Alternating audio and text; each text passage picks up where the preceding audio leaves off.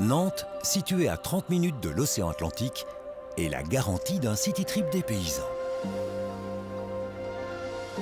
Bienvenue dans ce City Trip. Notre voyage à Nantes commence dès la sortie du train. Apparemment, c'est une ville très verte, mais également très créative.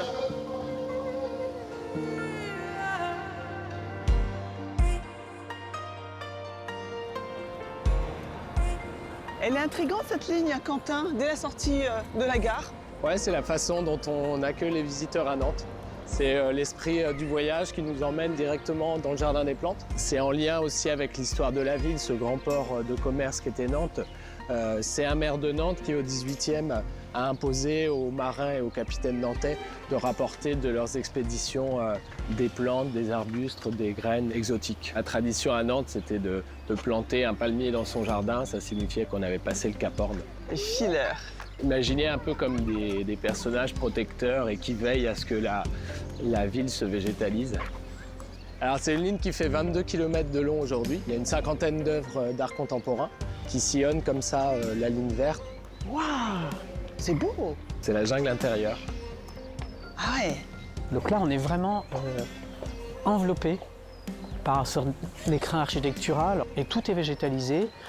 Grâce à des milliers de pots. Ça transforme mon existence, ça transforme l'existence de mes voisins et d'autres gens autour. C'est déjà pas mal. Quand on connaît l'histoire de Nantes, c'est-à-dire les marins qui ramenaient aussi les premiers palmiers, les premiers camélias, etc., je me dis que ça s'inscrit dans la tradition nantaise. Mon projet, qui n'est plus secret maintenant, c'est l'invasion totale de la ville par le végétal. En fait, il y a un microclimat, on est à côté de la falaise, donc la chaleur est reflétée la nuit sur les plantes. On se retrouve comme sur l'île mystérieuse de Jules Verne. Alors, je vous présente le gâteau nantais, le fameux. Donc, on est sur un biscuit amande imbibé au rhum. Régalez-vous.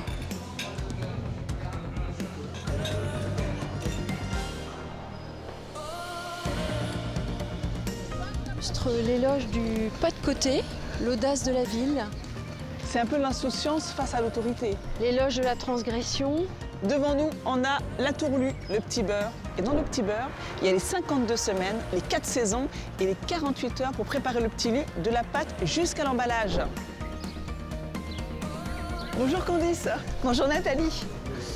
Il est éblouissant ce château. Alors c'est un château qui date du milieu du XVe siècle. Donc à cette époque-là, on a un duc, François II, qui souhaite l'indépendance pour la Bretagne. À l'époque, la Bretagne est autonome. Et puis pour affirmer ce pouvoir, il fait construire cette demeure qui est à la fois bien un château militaire. Et si ce château il est construit à cet emplacement même, c'est aussi pour défendre le port.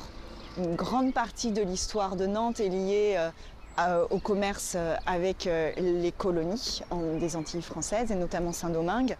Les armateurs nantais lançaient des expéditions commerciales vers l'Afrique dans le but d'acheter des hommes, des femmes, des enfants qui étaient déportés jusque dans les colonies. Ils s'en servaient de monnaie d'échange pour obtenir le coton, le café, la canne à sucre qui était produite par ces hommes et ces femmes qui étaient mis en esclavage.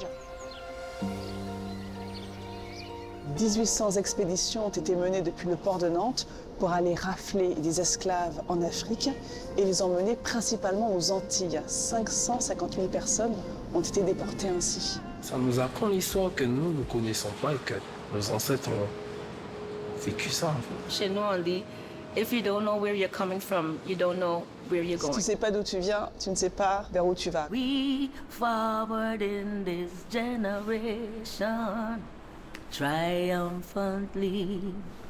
So won't you help to sing another song of freedom?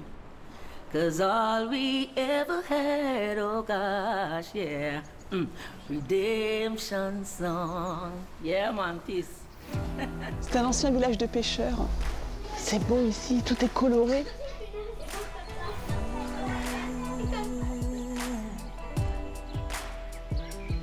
Je vous emmène sur l'île de Nantes, ancien quartier industriel complètement réhabilité où il y avait les chantiers navals. Mais regardez, il y a encore les rails au sol, les traces du passé.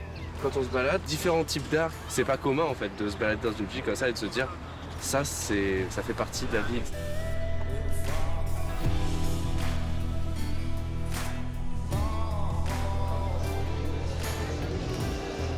Il y a toutes les cuisines du monde ici. J'aime bien ce côté un peu décalé de Nantes, cette façon d'exprimer les choses différemment.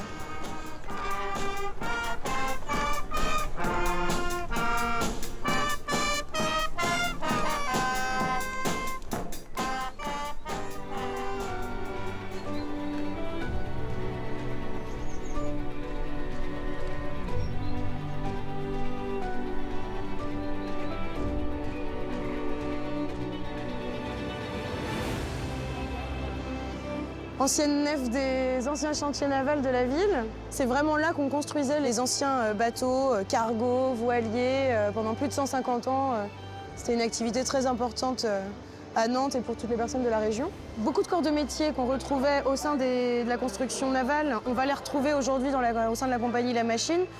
Aussi parce que le choix de la compagnie, c'est de travailler avec des matériaux nobles, du bois, du métal, du cuir, du verre, en tout cas des matériaux qui sont associés à des métiers artisanaux à chaque fois. Et depuis 2007, c'est un peu un laboratoire pour la compagnie La Machine, la compagnie de constructeurs. Ils vont comme ça tester plein d'animaux mécaniques.